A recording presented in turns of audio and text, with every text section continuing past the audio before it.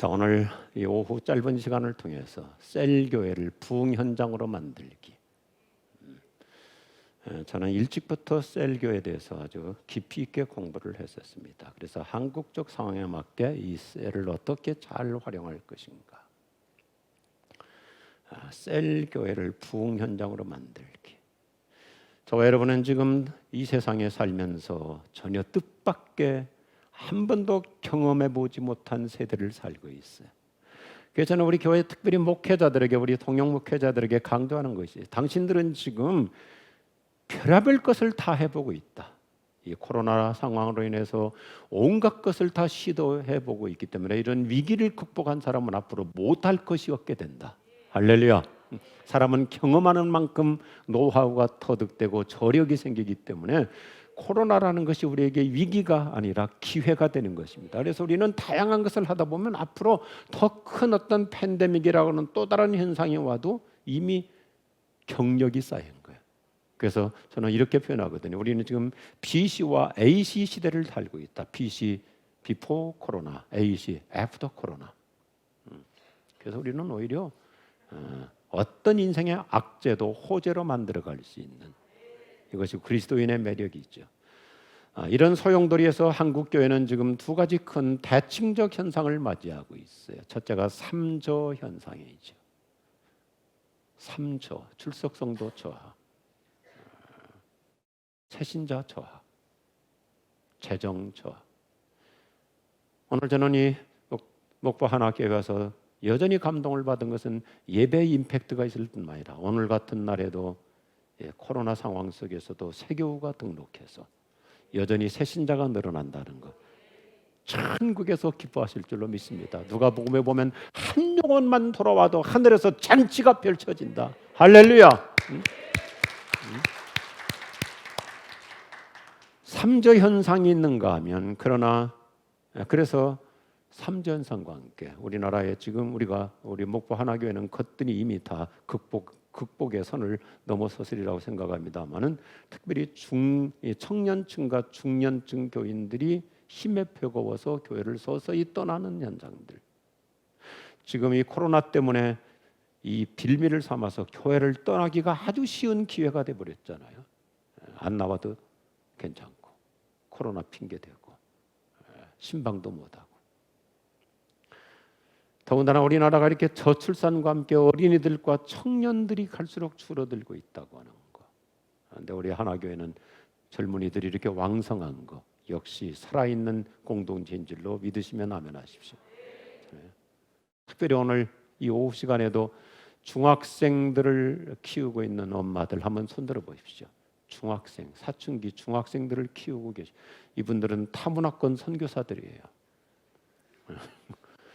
중학생만 되면 완전히 우리와 문화가 다르잖아요. 외계인들이잖아요. 그래서 저는 교회에서 그럽니다. 중학생 엄마들은 타문화권 선교사들이다. 위로와 격려가 필요해요. 그렇지만 우리 한국교회 이런 위기 속에서 참 여러분이, 우리 하나교회는 지난 20여 년 동안 여전히 힘차게 부흥하고 있는 것. 또 다른 사도행전 29장은 주님 오실 때까지 계속될 줄로 믿으시면 아멘하십시오. 계속 이어지는 성령의 이야기. 여러분, 교회를 개척해서 오늘 이렇게 하나교회가 건축을 하고 힘차게 성장한다는 거 저절로 되는 게 아니에요. 제가 목사님 보고 점심 후에 잠깐 커피 한잔 하면서 대화를 나눴더니, 목사님 너무 무리했어요. 휴가도 없이 목회를 해오셨더라고요. 이제는 휴가를 가지셔야 돼요. 휴가도 갖고 좀 미국 교회도 이런 훌륭한 교회들 리서치할 수 있도록 하고, 영국 교회는 참 좋은 강점이 있어요. 우리 목사님 아들 우리 조한 전도사가 영국 가서도 좋은 경험을 하고 왔던데, 영국 교회는 그 교회 담임 목사가 42주 이상 설교를 못하게 돼 있어요. 1년에 10주는 설교를 못하게 돼 있어요. 왜냐하면 목사님도 충전하고, 목사님도 자기 발전을 위해서 설교를 쉬고 들을 수 있는 기회를 가져라. 참 좋은 시스템 같아요.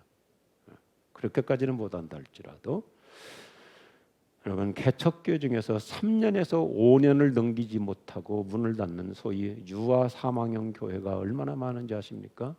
지금 이제 코로나 때문에 더 심각해졌는데 얼마 전에도 제가 1월 첫 주일 날 안산에 가서 부흥회를 했는데 그 교회도 아주 하나교회처럼 역동적으로 성장하는 교회인데 안산의 교회 개척교회 중에 코로나로 인해서 50% 이상이 문을 닫아버렸더라고요. 해마다 지금은 더 하죠. 코로나 이전의 통계입니다. 2년 전 통계이니까 지금은 통계가 어려운 상황이 돼버렸죠. 아마 내후년쯤 돼야 통계가 나올 겁니다. 해마다 3,000개 교회가 개척하면 2,000개 교회가 문을 닫습니다. 그런데 2,000개 교회가 문을 닫고 그러면 나머지 1,000교회가 성장하느냐? 1,000개 교회 중에서 80%가 50명 미만입니다. 이게 보통 일이 아니에요.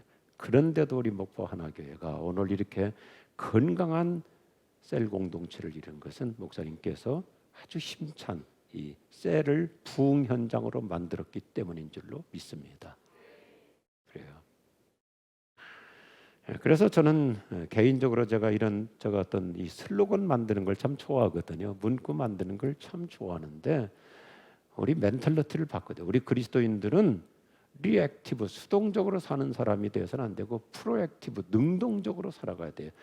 이 말은 누가 했냐면 스티븐 코비가 7가지 습관, 성공하는 사람 7가지 습관 그 책 처음 나왔을 때 미국에서 제가 공부할 때 그때 처음 나왔거든요. 그때 그 책을 읽고 제가 큰 감동을 받았는데 1번이 뭐냐면 리액티브 수동적으로 사는 사람은 결코 성공할 수가 없다. 프로액티브 능동적으로 살아가야죠. 요즘 이런 말을 쓰잖아요. 패스트 팔로워, 패스트 팔로워. 빨리 누구를 이렇게 벤치마킹 하려고 하는 사람보다는 퍼스트 무버, 먼저 움직이는 사람이 승리할 수 있는 거예요. 기선을 내가 먼저 잡아야죠. 네. 그래서 제가 외치는 문구 중에 하나가 Survival to Revival. 우리는 겨우 생존, 살아남는 인생을 살아서는 겨우 뭐 어려운 시대에 우리 회사 그래도 서바이벌 했다, 생존했다. 그 소극적인 부정적인 개념을 벗어나야 돼. 오히려 이럴 때 우리가 겨우 생존했다가 아니라 이런 상황 속에서도 우리 하나교회는 부흥했다. 네, PPT 아마 있을 텐데 Survival to Revival. 우리는 겨우 살아남는 자가 아니라 오히려 더 힘차게 부흥하는 교회. 할렐루야. 네, 얼마든지 가능한 거예요. 하나님 우리 교회, 우리 하나교회 또 한 번 사도행전적인 부흥의 파도를 일으켜 주옵소서. Wave of Revival, 부흥의 파도, 정말 영적인 쓰나미가 몰려오는 여전히 사도행전은 계속될 줄로 믿습니다. 저한테 아주 많은 영향을 줬던 미국 교회 최고의 지도자, 특별히 리더십의 권위자인 존 맥스웰. 존 맥스웰도 저 샌디에고에서 스카이라인 교회라고 하는 아주 훌륭한 목회를 했었거든요. 이분의 기도 제목이 저는 목사로서 이분에게 영향을 많이 받았어요. 얼마나 멋있는 기도를 드려요. 이 앞에 문장을 보시면 주님, 사람들이 구원받지 못하는 주일이 결코 없는 교회가 되게 하여 주옵소서. 하나님, 우리 하나교회도 특별히 우리 교회 리더들일수록, 셀 목자들일수록, 교회 모든 지도자들일수록, 청년부는 청년부대로, 교회학교는 교회학교대로, 어느 부서든지 주님 오늘 또 우리 교회에 새 가족을 보내어 주옵소서. 우리 유년부에 새 친구를 보내어 주옵소서. 우리 청년부에 새로운 형제와 새로운 자매를 보내어 주옵소서. 주님, 사람들이 구원받지 못하는 주일이 결코 없는 교회가 되게 하여 주시옵소서. 이 부흥 멘탈리티를 가지고 살아야 돼요. 그래서 우리 한국교회 이런 코로나를 정점으로 해서 이 앞에 한번 사진을 보시면 이 교회 성장이라고 하는 큰 그림을 우리가 늘 염두에 두고 있어야 돼요. 교회는 끊임없이 활성화가 돼야 되는데 저는 일찍부터 특별히 2개가 저의 전공이거든요. 교회 성장과 리더십. 교회 성장과 리더십. 인클라인이라는 거면 올라가는 거죠.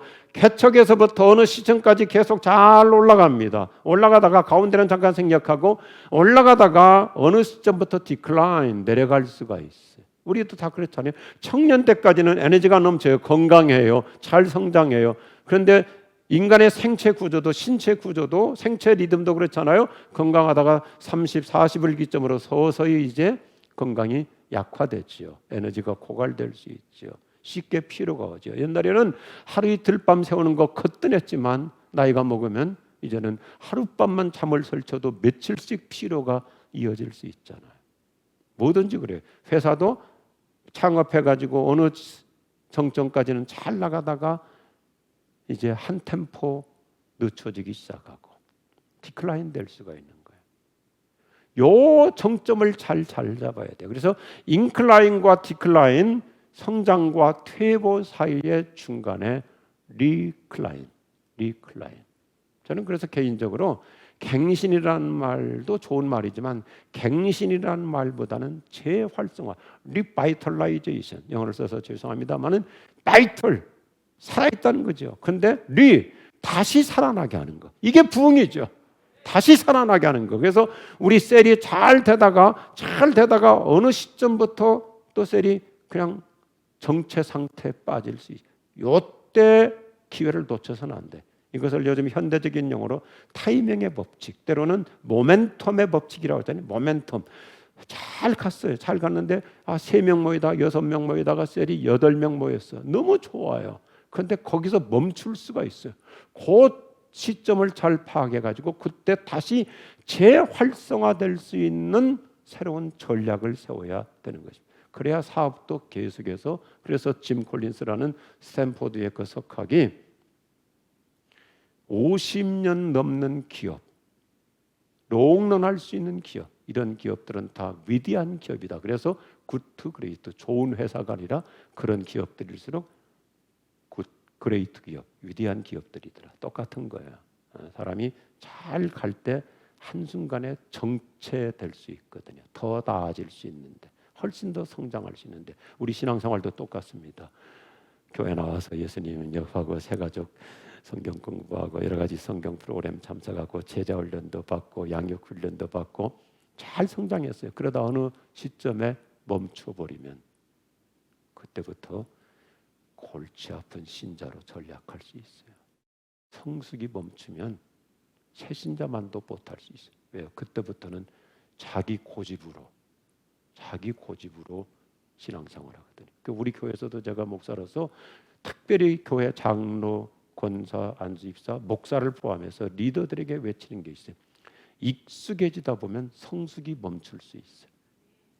교회 다니는 게 익숙하거든요. 와서 잠깐 그냥 기도도 그냥 뭐 눈 감고 잠깐 했다가 뭘 기도했는지조차도 생각도 없이 기도라고 할 수도 없어요. 제가 좀 짓궂은 면도 있어요.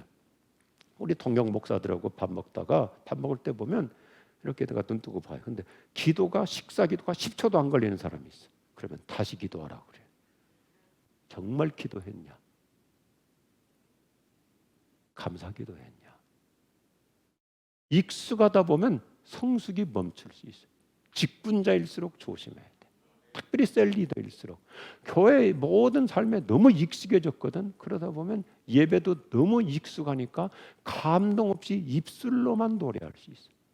정말 내가 가사 하나하나를 가슴으로 생각하면서 성령의 임재 속에 들어가고 성령의 감동을 받으며 하나님을 경배하고 찬양하고 눈물이 있고 막 기쁨이 있고 희열이 있고 한이가 있고 하나님 너무 기뻐요. 그래서 여러분 꼭 찬양을 다 따라서 할 필요가 있나요? 찬양하다가 그 가사 하나 때문에 잠깐 또 기도하면서 주님 그래요.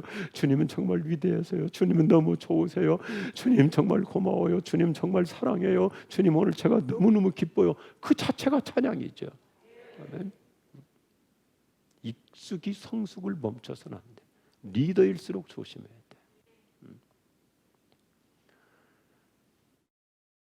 그래서 리클라인, 어떻게 하면 끊임없이 계속해서 재활성화될 수 있는가? 요즘은 참 시대가 너무 좋은 시대에 살고 있잖아요. 전기차라는 것이 나와가지고 앞으로 전기차가 또 다른 혁명을 일으키는 것 같아요. 왜냐하면 이제부터는 전기차가 배터리 가지고 지금 가장 큰 숙제인데, 이제는 배터리를 그냥 바꿔 끼는 시대가 되면 끊임없이 향상돼. 뭘 이제 손봐 가지고 뭘 손대서 고치는 게 아니라 그냥 이제는 모든 것이 자동차도 어플이잖아요. 여러분 요즘 나오는 자동차들 보세요. 앞에 스크린이 완전히 다 터치 스크린이고, 그 다음에 이제는 말로 하고 손댈 필요도 없잖아요. 최근에 저도 그 구경 가고 싶어서 좀 가보려고 하는데, 볼보에서 나온 차는 이제 운전석 앞유리에 내비게이션 자체가 이제는 별도로 필요 없고 앞유리에 다 지도가 뜨는 거예요. 앞유리에. 그러니까 뭐 이게 원래 비행기에서 전투기에서 나온 거거든요. 전투기에서. 이런 것들이 이제는 완전히 생활해야 되는데 그냥 이렇게 계속 업그레이드하는 거예요. 저는 그런 걸 볼 때 기계를 보는 게 아니라 이거다. 우리의 신앙생활도 날마다 성령의 감동과 성령의 기름 부으심으로 리바이털레이데이션, 계속 활력을 얻는 거예요. 날마다 새 힘을 얻는 거예요. 그러니까 다윗도 시편에서 뭐라고요? 아침마다 주의 은혜가 새롭도소이다. 아침마다 주님의 은혜가 새롭다. 여러분 하루 시작할 때마다 그 아침이 은혜의 새 아침이 되고 부활의 새 아침이 될 수 있기를 바랍니다. 그래서 훌륭한 교회 성장학자 칼 조지가 미래 교회 형태는 초대교회의 구조로 돌아가야 된다. 성경이 교과서이니까, 사도행전이 교회, 특별히 셀 교회의 원형이니까요. 그래서 이미 우리 박 목사님께서는 하나교회를 셀처치로 잘 세팅하고 이렇게 활성화시켜가고 있기 때문에 뭐 여러분이 기초 다지기가 잘 돼 있을 거예요. 이 초대교회 구조가 뭐냐면 이 앞에 스크린을 보면 정말 멋있게 정의하고 있어요. 제가 아주 좋아하는 정의인데, 수천 명을 얻을 수 있을 정도로 크면서도 개인적 접촉이 가능한 만큼 작은 교회, 이게 셀교회. 보세요. 퍼스널 터치. 수많은 사람이 모이면서도 개인과 개인이 퍼스널 터치가 잘 이루어질 수 있는 개인적인 교제가 이루어지는 교회가 건강한 교회예요. 우리 하나교회는 끊임없이 부흥할 수 있기를 바랍니다. 그런데도 퍼스널 터치, 개인적으로 친분이 이루어지는 교회, 가까운 교회. 여러분 교회에서도 이제 앞으로 훌륭한 장로님들도 배출될 테고 여러 교회 리더들이 나올 텐데, 우리 교회도 그렇게 제가 다 하고 있어요. 제가 미국에서 교회 성장을 공부했기 때문에 미국의 훌륭한 교회들은 참 이 시스템들을 잘 갖추고 있어요. 잘 갖추고 있는데, 미국에 어느 아주 대표적인 어떤 교회 가서 제가 배웠는데, 그 교회는 그 교회 안수 집사나 권사가 되려면 후보 자격으로, 아직 투표하기 전에 후보가 되려면 그 자리에 앉아가지고 자기 교인 이름 60명 이상을 쓸 수 있어야 돼요. 자기 가족들, 친척들 말고 그 자리에 앉아서 자기 교인 이름 60명 이상을 쓸 수 있어야 이 사람이 리더로서 자격이 있다. 저는 옳다고 생각해요. 60명 이상 쓸 수 있으려면 그분이 그만큼 많은 사람들과 좋은 퍼스널 커뮤니케이션을 이룬 거죠. 또 기도하면서 한 거죠. 여러분 한번 기도하면서, 내가 기도하면서 몇 사람이나 이름을 거명하면서 기도할 수 있을 것 같습니까? 그게 리더십이죠. 수많은 사람이 한꺼번에 예배를 드리는 대규모 회중 모임과 함께 지극히 인간적인, 너무나 가까운 인격적 교류가 가능한 소그룹, 이게 두 스트럭처죠. 두 기둥이죠. 이것을 흔한 말로 목사님 통해서 다 배웠을 거예요. 주일날은 대중이 모이는 셀러브레이션, 그 다음에 주중에는 셀이 모이는 소그룹 모임, 셀러브레이션, 축제 예배, 다 모여서 예배하고. 그래서 아까도 난 예배 때 설교했지만 우리는 일단 come 스트럭처, 오라, 모이는 교회, 그리고 또 흩어져서 셀이 돼가지고 다 소그룹, 셀별로 교제하고 기도하고 삶의 애환을 나누고 수시로 또 말씀 묵상한 걸 쉐어링하고. 제가 직접 다 제자 훈련하고 교회 리더 훈련할 때 보면, 그 당시는 이제 뭐 휴대폰이 없던 시대이지만 아침 9시부터 한 10시쯤 우리 교인들 전화해 보면 제가 일부러 전화를 해보는 거예요. 해보면 다 통화 중에. 왜냐? 서로 전화로 그날 말씀을 쉐어링하니라고. 그래서 몇 번 시도가 통화가 되면 집사님 오늘 또 어느 집사님하고 말씀 나누는 쉐어링을 했어요. 그럼 어떤 누구하고 말씀을 나누다 보니까 이렇게 30분 통화했었다. 얼마나 좋아요. 세상 얘기로 잡다한 쓰레기 얘기하느라고 쓸데없는 얘기하느라고 전화통 붙잡고 시간 보내는 게 아니라 아름다운 은혜를 나누고 얼마나 아름답습니까? 이게 셀교의 생명력이에요. 그러니까 모여도 은혜, 흩어져도 은혜. 함께 나누는 거죠.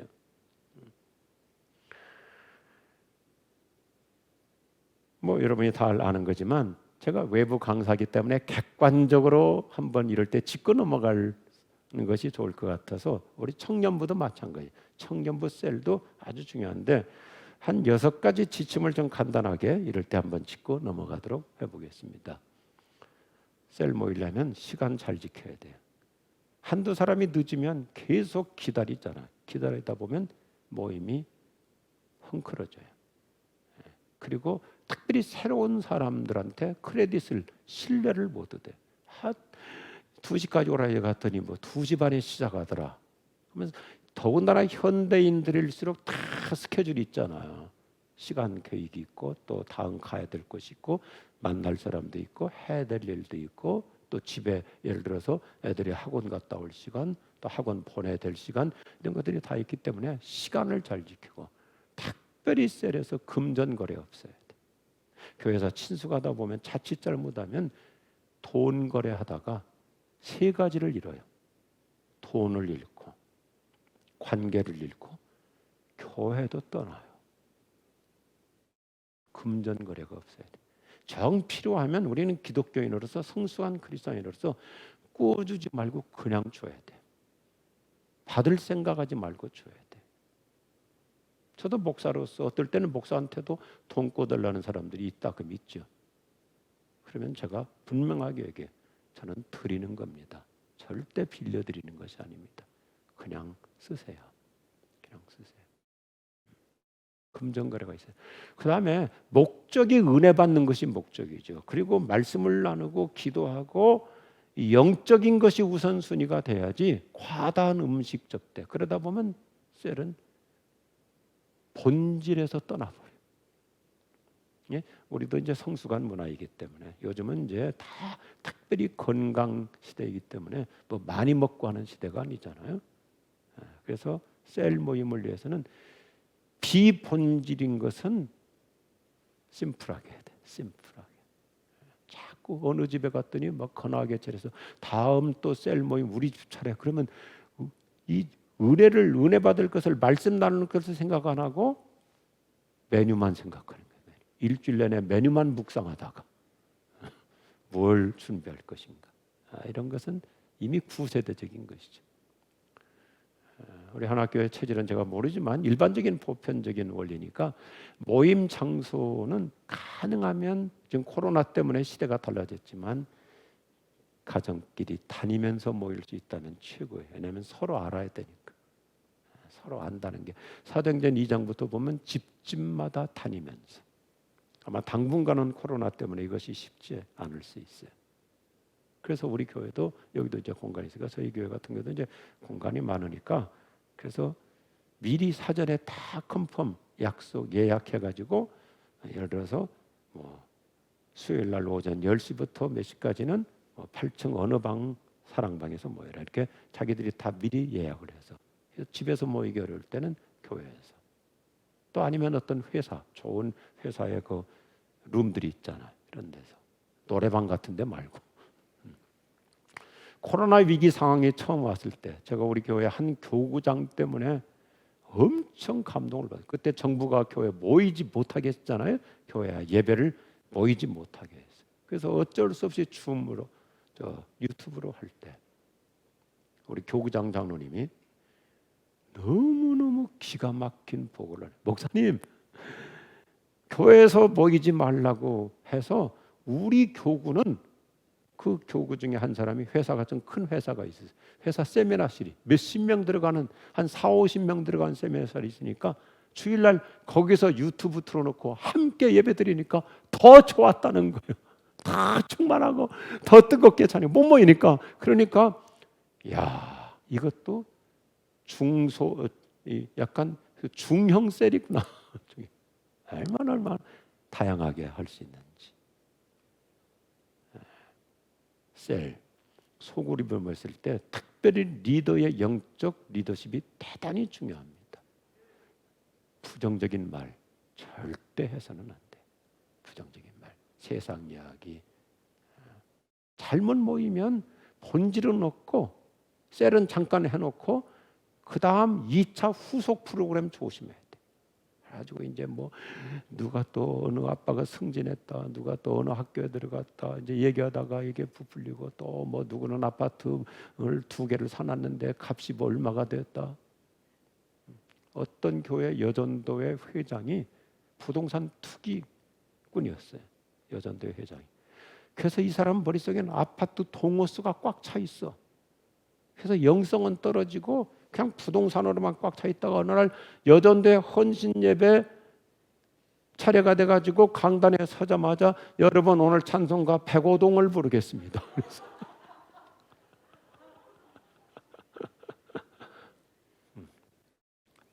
소그룹에서 절대로 부정적인 말, 세상 이야기, 정치 얘기, 교회에서는 정치 얘기 절대 해서는 안 돼. 서로 다 입장이 다르기 때문에. 따라합시다. 나는 예수당입니다. 나는 예수당이지 어느 당도 아니에요. 비판, 비난, 누구를 헐뜯고. 집사님 봤어? 누구?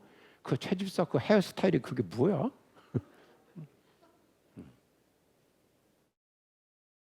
셀은 그런 얘기하라고 모이는 것이 아니에요. 그리고 아주 제가 강조합니다. 셀 모임에서 나눴던 얘기는 절대 비밀을 유지해야 돼. 그래야 있는 그대로 모든 것을 오픈할 수 있거든요. 우리 오늘 아침에 부부싸움에서 그게 한나절도 못 가가지고 전교에 퍼져버렸어. 셀에서 얘기했는데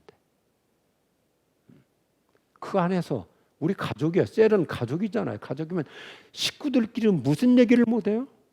모든 거 얘기할 수 있죠. 그런데 그 안에서만 끝나야 되는 거예요. 물론 소문을 퍼뜨려야 될 좋은 얘기도 있죠. 굿뉴스도 있죠. 그런 것은 뭐 오히려 기쁨으로 더 퍼뜨려야 될 것도 있죠. 그러나 제가 아주 이런 표현들을 좋아해요. 교회, 셀은 어떤 곳이냐면 다음 문장을 보시면 지상에서 가장 안전한 곳이 돼야 돼. The safest place on earth. 우리 하나교회 나오면 철저히 개인 프라이버시가 보호받는 곳이다. 아멘. 철저하게 보호받는 것. 노출되는 것이 아니라, 누설되는 것이 아니라, 사람들의 입에 오르내리는 것이 아니라 누구든지 보호받는 것, 지켜주는 것.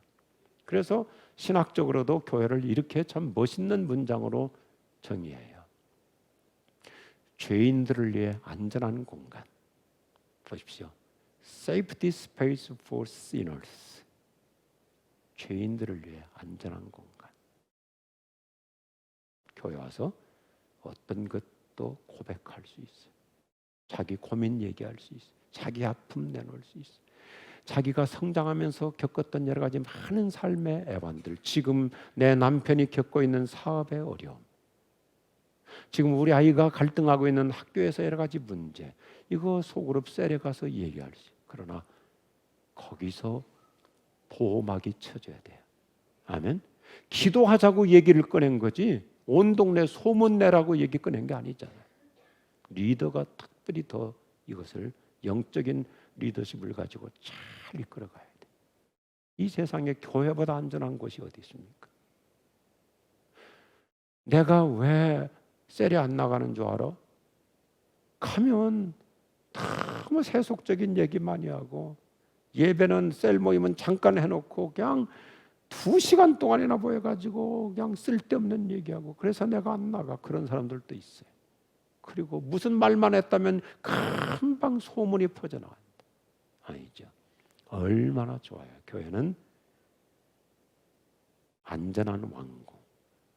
안전한 왕궁. 그래서 구약 성경에서 도피성이라는 말이 그렇게 좋잖아요. 도피성. 보호받는 거, 돌봄을 받는 거. 여러분, 우리 하나교회 셀은 가기만 해도 편안한 공동체가 되길 바랍니다. 편안하고. 가족이라는 건 뭐예요? 가족은 그냥 다리 뻗고 얘기하는 것이잖아요. 다리 뻗고 그리고 뭐 서론, 본론, 결론도 없고 편안하게 얘기하고 있는 대로 얘기하고. 그렇다고 비밀이 누설될까 봐서 식구들이 걱정하던가요? 전혀 아니잖아요. 그냥 온 식구가 서로 돌보는 것. 이게 교회죠. 그래서 에베소서에서 교회는 하나님의 가족이라고 그랬잖아요. God's family, 가족은 철저하게 돌봄받는 것. Family, F-A-M-I-L-Y, 영어로 family. Father and Mother, I love you. 예, 약자예요. Father and Mother, I love you. 서로 사랑하는 것. 여러분, 우리 셀이 행복 공동체가 되기를 축복합니다. 뭐든지 나눌 수 있고. 어떻게 보면요, 저도 똑같습니다. 보면 우리 식구들보다도 우리 형제들, 우리 오남매인데 우리 형제지간보다도 교인들이 더 가까워요. 왜냐하면 매일 만나잖아요. 우리 식구들은 흩어져 살다 보니까 1년에 몇 번 못 만나. 1년에 몇 번 못 만나. 행사 이때 만나고 뭐 생일 때 만나고 결혼식 때 만나고 뭐 추도 예배 때 만나고 뭐 그런저런 것 때문에 만나죠. 명절 때 만나고. 그런데 교인들은 우리는 새벽부터 만나. 새벽 기도원이라고 만나, 성경 공부이라고 만나, 제자반이라고 만나, 전도하러 나와서 만나, 예배드리러 와서 만나, 교회 봉사하러 와서 만나. 하루에도 몇 번씩 만나요. 이게 패밀리, 하나님의 가족이에요. 그러니까 성경이 멋있잖아요. 하나님의 가족. 여러분이 뭐 다 셀 훌륭하게 이끌어가니까 제가 마지막 크게 한 몇 가지 그리면서 우리 현대교회가 셀 운동을 열심히 해왔는데 요즘 한국교회가 셀이 또 약간씩 서서히 아까 제가 도표로 보여드렸지만 인클라인 하다가 디클라인으로 가고 있어요. 저는 이동훈 목사님하고 아주 초기에 셀 교회를 같이 집중적으로 공부하고 연구하고 이것을 어떻게 또 한국교회에 잘 접목할 것인가. 근데 저희 교회도 아주 성공적으로 잘 정착하고 잘 활성화하고 있습니다. 근데 사도행전이 보여주는 셀 교회 참 멋있어요. 그래서 오늘 제목이 왜요? 따라합시다. 부흥 현장. 사도행전이 나오는 셀 교회는 부흥 현장이에요. 그래서 첫 번째 성령의 역사가 일어나는 셀이 돼야 돼요. 성령의 역사가 일어나요. 셀에서 놀라운 성령 치유가 있고 성령의 감동이 있고 눈물이 있고 찬송하다가 같이 지금은 코로나 때문에 잠시 춤했지만 서로 손잡고 성령의 역사, 부흥의 역사, 함께 기도 응답받고 놀라운 축복의 역사가 일어나는 살아있는 공동체가 되기를 축원합니다. 따라합시다. 성령의 역사, 부흥의 역사, 축복의 역사. 이러기 위해서 아주 중요한 6가지 기본 지침이 잘 실현되면 최고예요. 저도 일찍부터 우리 교회도 우리는 사랑방이라고 그래요. 저는 이제 오카노 목사님한테 영향을 받아서 오카노 목사님은 다락방이라고 그랬는데 그 옛날에 제가 옥 목사님한테 그랬어요. 목사님 다락방은 서구적인 냄새가 나요. 그래서 저는 사랑방이라고 하겠습니다. 우리나라는 전 세계적으로 정신적인 이 사상 수준이 앞장서 있었어요. 멘토링, 코칭, 뭐 리더십 이런 단어가 없을 때 우리나라는 일찍부터 전인 교육을 집에서 이루어졌어요. 그게 사랑방이에요. 사랑방에 모여가지고 여러분 한번 저처럼 이렇게 나이가 있는 사람들 어린 셀로 돌아가 보세요. 집에 안방이나 어디에 모여서 할아버지 할머니도 모이고 엄마 아빠도 있고 삼촌도 있고 손자까지 어린애까지 화롯불 켜놓고 둘러 앉아가지고 뭐 밤도 구워 먹고 고구마도 구워 먹으면서 빙 둘러 앉아서 할아버지 담뱃대로 졸리는 손자녀서 머리 툭툭 때리면서 야 이놈아 잘 들어. 정말 우리나라는 멋있는 셀 공동체를 이뤘던 거예요. 가족이라고 하면 셀 공동체. 그래서 사랑방에서 온갖 얘기를 다 하면서 그게 산 교육이었어요. 그래서 목사님도 어제 제가 기차 타고 오는데 전화로 말씀하시더라고요. 우리 교회는 그 주일날 설교 본문 가지고 주중에 셀을 모입니다. 가장 이상적이에요. 왜냐하면 이번 주일날 메시지를 통해서 내가 뭘 어떻게 적용했는가, 어떤 주님의 음성을 들었는가, 어떤 은혜를 받았는가.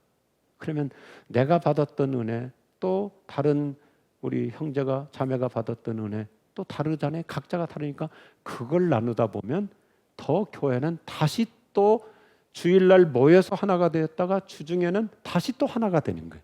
영적 구심점이 같아지고. 아멘. 그래서 성경 교육의 현장, 꼭 성경을 펼쳐놓고 옛날 우리나라의 구역 예배는 너무 가르치는 중심이었어요. 구역장이 그냥 일방적으로 가르쳤지만 셀은 나누잖아요. 나누는데 그 자체가 성경 공부가 되는 거예요. 목사님이 한 편의 설교를 만들기까지는 얼마나 많은 시간과 정열과 지식을 총동원 했습니까? 이것을 엑기스로 줄여가지고 30분짜리 메시지로 다려서 이걸 진액으로 만든 거예요. 이걸 이제 셀에 가서 풀어가지고 서로 나누다 보면 내가 미처 놓쳤던 거, 내가 미처 거기까지 나는 생각 안 했는데 와, 박 집사님은 그 목사님 말씀을 가지고 저렇게도 적용했구나. 맞아. 나 그 미처 생각 못했는데 이게 공부죠. 저 뭐 무슨 교과서 놓고 공부하는 게 아니라 자연스럽게 성경을 깊이 알아가게 되는 거예요. 할렐루야. 성경 교육의 현장. 둘째, 기도의 현장. 오늘도 사도행전 5장을 봐도 함께 모여가지고 기도할 때 놀라운 기적이 나타나고 성령의 역사가 일어나잖아요.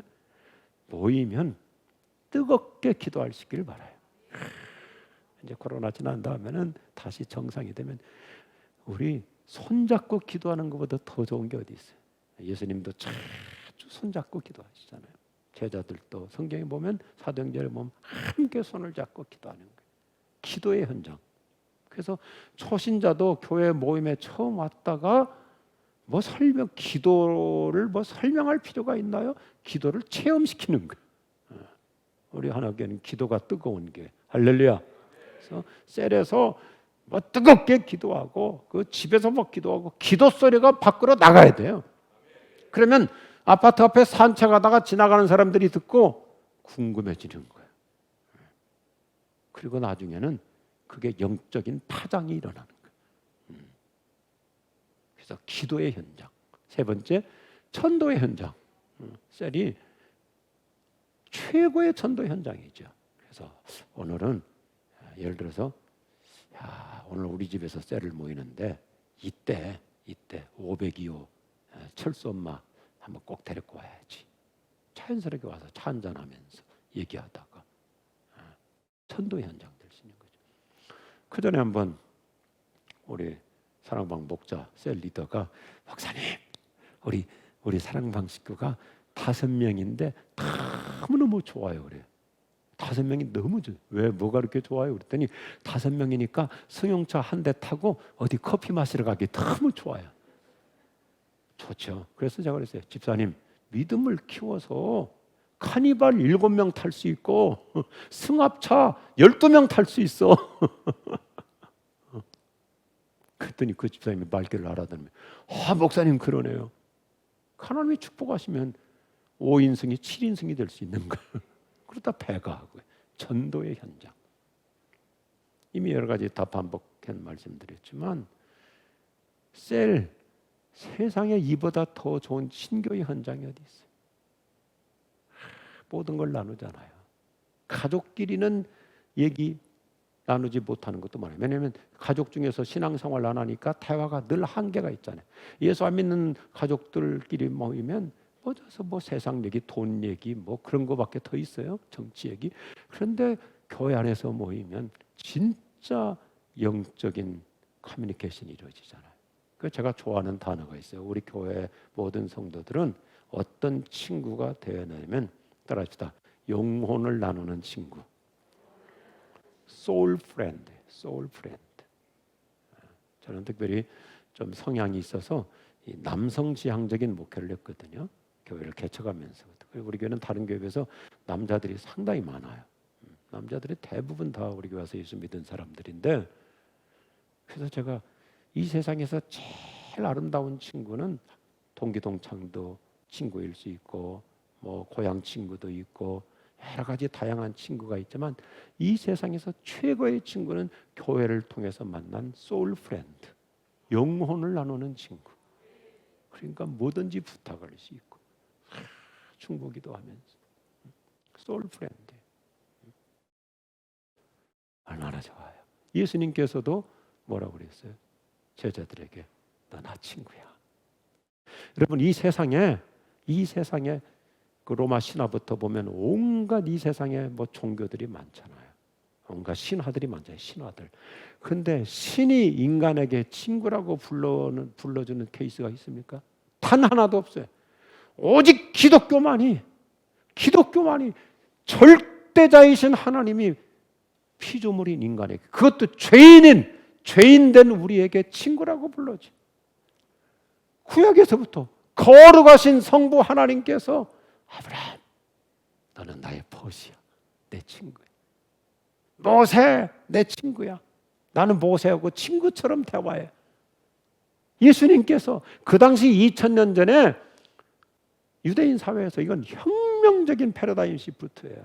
옛날에는 제자와 스승, 로마 시대는 도제 사회잖아요. 제자와 스승은 직급이 무서워. 우리나라 꼭 서당처럼 스승과 제자는 엄청난 격차가 있는 거예요.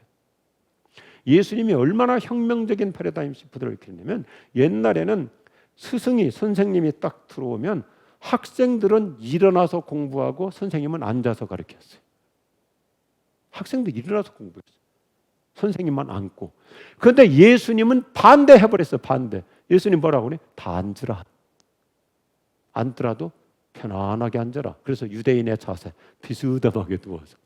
그래서 청중들은 앉거나 눕고, 예수님은 서서 가르치고. 예수님은 2000년 전에 패러다임 시프트인데 기가 막혀요. 볼수록 사람들이 너무 많이 모여서 어느 날은 갈릴리 해변가에 너무 많이 모이니까 목소리가 잘 안 들릴 것 같아. 그러니까 예수님께서 베드로의 배를 빌려 타가지고 이동형 강대상 이리 갔다 저리 갔다. 얼마나 좋아. 이게 예수님의 패러다임 시프트예요. 그래서 아튼 본질로 돌아와서 사랑방울이 셀에서는 나이와 상관없어요. 좋은 친구가 되는 거예요. 에피소드 하나 하고 이제 서서히 결론 내려보겠습니다. 제가 부목사 할 때 우리 담임 목사님 어르신 분은 옛날 분이신데, 옛날 평양신학교 나오신 분이니까 일제 시대 때부터 이북에서 이제 올라마시고 하신 분인데, 그 아들을 또 저하고 신학대학원 동기동창이에요. 뭐 아버지처럼 사랑해 주셨죠. 정말. 그래서 어떨 때는 아버지라고 불렀어요. 담임 목사님이지만 또 옛날 어른들이니까 무섭기도 해요. 이북에서 내려오신 분들은 또 무서운 게 있거든요. 그거 굉장히 권위적이기도 하고. 근데 어느 날 당회실에 어른 목사님하고 저하고 둘이, 제가 부목사니까 앉아 있는데, 이분이 평양신학교 옛날 앨범을 이렇게 넘겨보시더라고요. 앨범을 넘기다 갑자기 그러시는 거예요. 다 죽었네. 동기동창이 다 연세가 다 돌아가셨어. 다 죽었어. 그러니까 본인이 외로움을 느끼셨어요. 다 죽고 자기 혼자만 남았으니까. 그러니까 갑자기 그러더라고요. 내 갯말을 잡으면서, 조 목사 나하고 친구해줘. 그럴 땐 제가 충청도지만 순발력이 있거든요. 목사님 얼마 주실래요? 그런 아주 재밌는 그 이틀을 갖고 있었는데, 그 목사님은 그렇게 어른이지만 친했어요. 친구라는 말이 얼마나 좋아요. 친구. 친구라는 말도 friend라고 그러죠. 영어로 friend라는 말이 friend라는 말인데 나무 위에서 지켜봐 주는 사람이에요.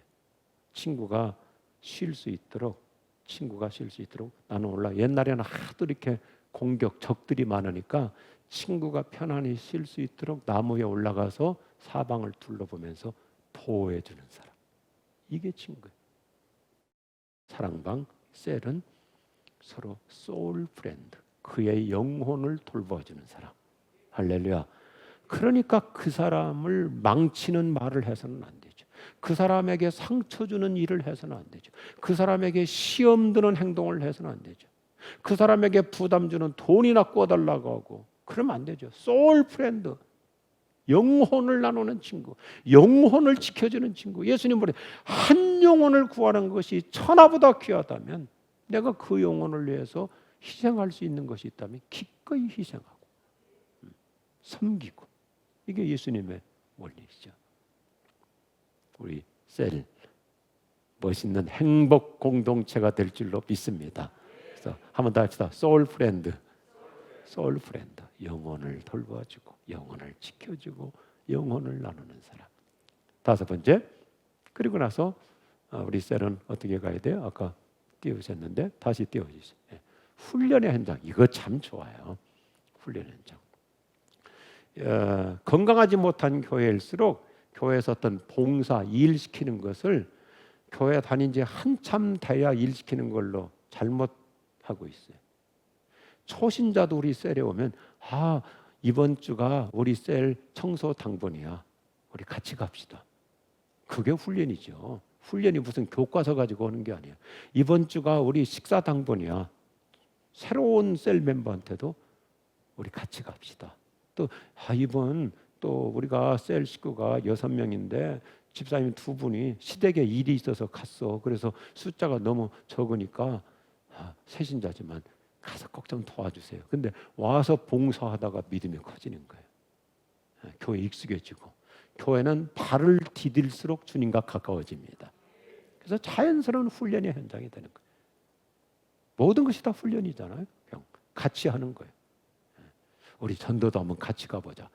너무 오래 기다릴 거 없어요. 이분 우리 셀에 한 석 달 후에 데리고 갈까? 그럴 필요 없어요. 그냥 한번 가보자. 오히려 해딱이 알을 낳는다고 초신자가 전도를 더 잘해요. 그런 효과가 있어요. 마지막, 인격 성장의 현장에 셀은 모든 것을 다 노출하는 곳이다니요. 청년부도 마찬가지. 다 그렇잖아요. 있는 그대로 모든 것을 노출하는 거기 때문에 여기서 전인적인 성장이 이루어져요.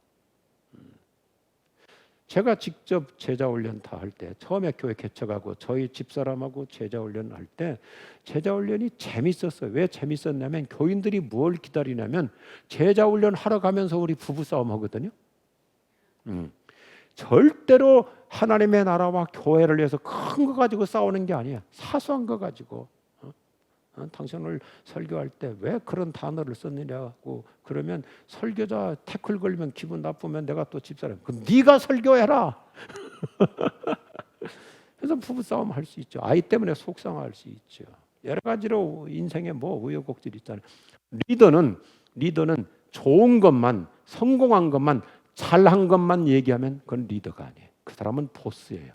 보스는 자기 약점을 드러내지 않는 사람이에요. 보스는. 교회는 보스가 있어서는 안 돼. 리더는 제가 오늘 제자훈련 인도자인데 사실 오늘 아침에 저도 우리 집사람하고 싸웠어요. 뭘 가지고 싸웠는지 우리 집사람이 얘기하겠습니다. 그게 제자훈련이에요. 그러면 교인들은 너무너무 좋아하는 거예요. 야, 목사님도 싸우는구나. 그러면서 하나가 되고. 그래서 인격 성장, 리더부터. 오늘 제가 부끄러운 고백하면서 오늘 셀을 시작하겠습니다. 뭔데요? 나 지난 한 3일 동안 진짜 말씀 묵상 한 번도 못했다고. 어떻게 요즘 내가 고삐가 풀려가지고 정신없이 살다 보니까 나부터 좀 영혼이 핍절하다고. 그러면 셀 식구들도 다 집사님만 그런 게 아니라 나도 지금 일주일 동안 성경 한 장 안 읽었다고. 이러면서 각성이 되고. 그래서 다시 추스리게 되고 심기일전할 수 있는 거예요. 그래서 인격적인 성숙 모두가 함께. 셀 리더는 가르치는 사람이 아니에요. 가르치는 사람이 아니라 그냥 인도하고 함께 나누고 마무리 잘 복음으로 결론을 내려서 보따리를 잘 쏴주는 게 리더가 해야 될 일이에요. 아멘인가요? 그리고 7번째 하나 남았네요. 특별히 제가 중요하게 여기는 게 셀의 큰 강점 같이 합시다. 치유의 현장. 셀은 정말 좋은 치유의 현장이에요. 같이 뜨겁게 기도하고 함께 찬양하고 그리고 눈물로 기도하면서 함께 치유받는 거예요. 같이 응답받고 같이 회복되고 집사님만 아픔이 있는 나만 아픔인 줄 알았더니 아니 참여님도 그런 아픔이 있었군요. 그러면서 같이 치유받는 거예요. 내가 누구를 고쳐준 게 아니에요. 저도 암 환자거든요. 상당히 심각한 암 환자예요. 근데 잘 승리하고 있어요. 처음에는 제가 2년 벌써 한 7개월, 8개월 됐는데 처음에는 의사가 얼마 못 살 거라고 그랬어요. 그 괜찮다고 있는 대로 다 얘기하라고. 뭐 목사가 뭐 그런 거 가지고 걱정할 필요가 없어요.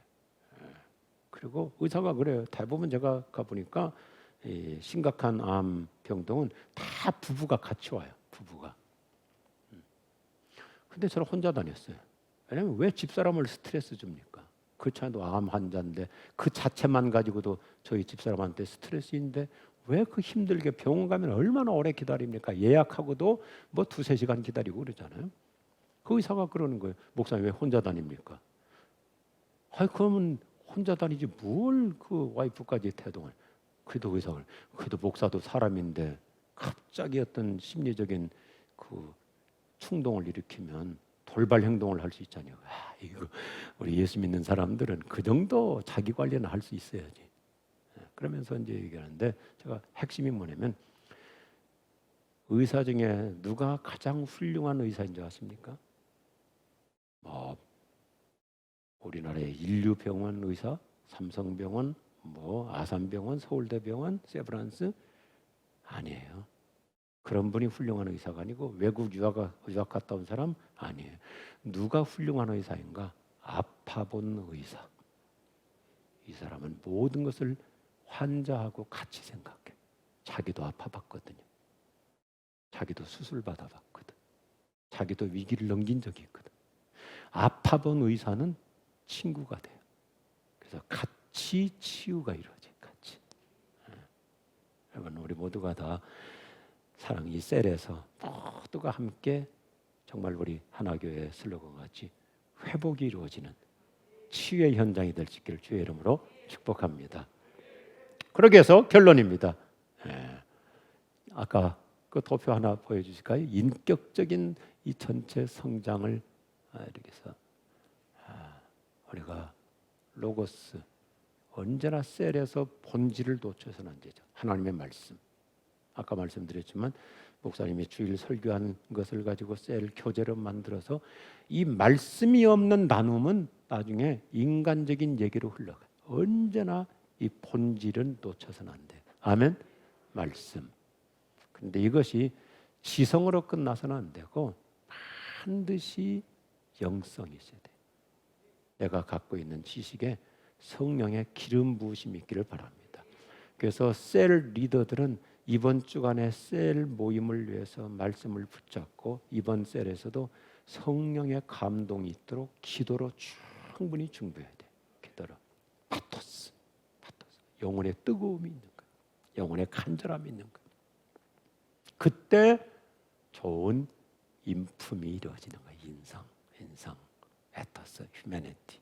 그래서 안디옥 교회가 그리스도인, 정말 그리스도를 닮은 사람들이 되는 것처럼 우리 하나교회 모든 셀은 이런 전인적인 성숙을 이뤄갈 수 있기를 축복합니다. 그렇게 해서 결론입니다.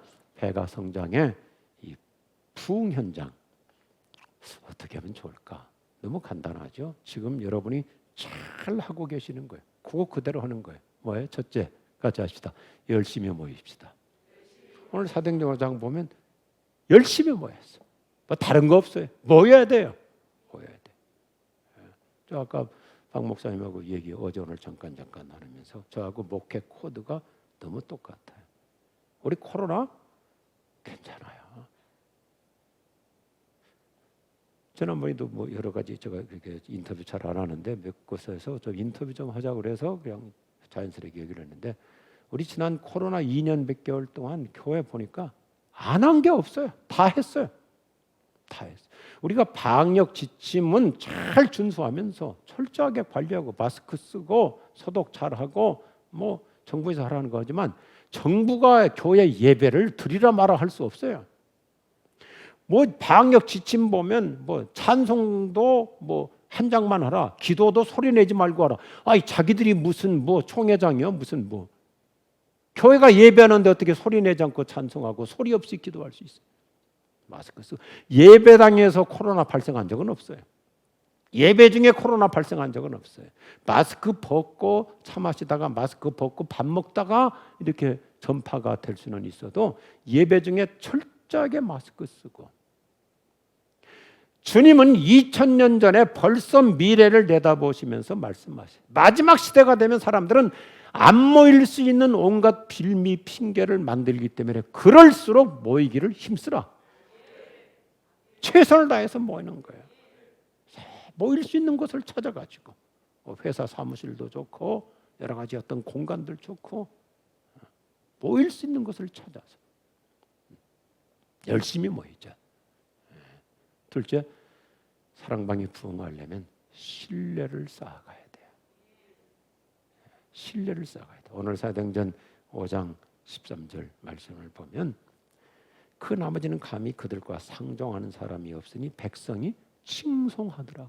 칭송하더라. 여러분, 우리 하나교회 성도들은 목포시에서 모두가 신뢰받는 사람들이 될 수 있기를 바랍니다. 하나교회 성도의 얘기라면 그건 진짜요. 아멘 하십시오. 하나교회 집사님이 말한 거라면 그분은 진실이야. 신뢰를 받아야 되는 거예요. 사랑방 식구끼리도 서로 신뢰하고 어디 가서든지 인정받고. 마지막 세 번째, 교회 성장의 마지막 파이널이 뭐예요? 피날레가 뭐예요? 가족 단위 부흥을 이뤄가야 돼. 가족 단위 부흥. 주 예수를 믿으라. 그리하면 너와 네 집이 구원을 얻으리라. 그래서 셀을 통해서 은혜 받고 우리가 다 가족에 다시 들어가서 예수 안 믿는 집안의 사람일수록 자기 집의 선교사가 되는 거예요. 자기 집의 제사장이 되는 거예요. 그래서 내가 셀에 가서 은혜 받고 와서 또 아이들한테 적용할 거, 우리 식구에게 적용할 거, 우리 집에 가정의 부흥이 일어나는 거예요. 저희 교회에서 저희 교회 작년에도 안 한 것 없이 다 했어요. 작년에도 한 130 몇 명 임직식을 했는데 이번에 장로 6명, 6명 장로를 세웠는데 그 중에 6명 중에 5명이 우리 교회에서 예수 믿은 사람들이에요. 남자들이. 그런데 한 사람이 노회에서 이제 장로가 되려면 이제 노회 시험 치르잖아요. 노회고시 치르고 이제 목사님들 앞에서 면접을 해요. 면접을 하는데 내가 다 제자 훈련을 했었는데 내가 그 얘기까지는 못 들었더라고요. 근데 어느 우리 노회 이제 면접하는 목사님이 물어봤어요. 당신 어떻게 해서 예수 믿었냐? 그랬더니 이제 그분도 우리 교회 이렇게 지나가다가 저를 만나가지고 제가 전도해서 예수 믿고 이제 교회 나오게 돼서 장로가 됐는데 면접하는데 역사에 남는 감동적인 자기 얘기를 하더라고요. 저는 지구촌교회 나와서 예수 믿기 전까지는 우리 집안, 우리 처갓집, 사돈의 팔촌까지 예수 믿는 사람이 하나도 없었습니다. 제가 처음으로 예수 믿었습니다. 그런데 지금은 우리 집안, 우리 처갓집 식구들 중에 예수 안 믿는 사람이 하나도 없습니다. 참 이게 우리 그리스도인이에요.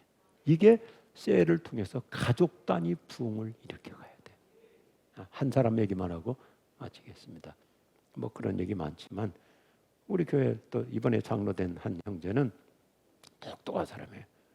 29살에 박사를 받은 사람이에요. 29살에 PhD를 받았는데 뭐 예수하고는 전혀 상관없는 사람이었죠. 근데 이 부인이 먼저 교회를 나왔어요. 그래서 어느 날 에스겔서 설교를 듣고는 발목만 성전에 담아도 성령 받고 변화 받을 수 있구나. 그래서 제가 어느 날 설교할 때 그런 설교했었거든요. 남편 구두 한 컬레라도 가방에다 넣고 와서 예배당 와서 기도해라. 그러면 신발이 나오다 보면 발모가지도 교회 나올 수 있다. 그랬더니 이 여자분은 훨씬 나보다 한 수 위에야. 그 구두 가지고 나오면 부피도 크고 냄새도 나고 그러니까 자기 남편 신발을 그려가지고 종이 얼마나 가벼워. 그걸 가방에다 넣어갖고 주님 내 남편 발이 여기 와 있, 신발이 여기 와 있습니다. 앞으로는 발모가지도 오게 하여 주옵소서. 그래서 결국 응답받고 교회 나와서 장로가 된 거예요. 여러분, 우리 셀을 통해서 우리 가족의 부흥이 이루어지기를 주의 이름으로 축복합니다. 여러분 다 잘하고 있습니다. 옆에 분 서로 인사합시다.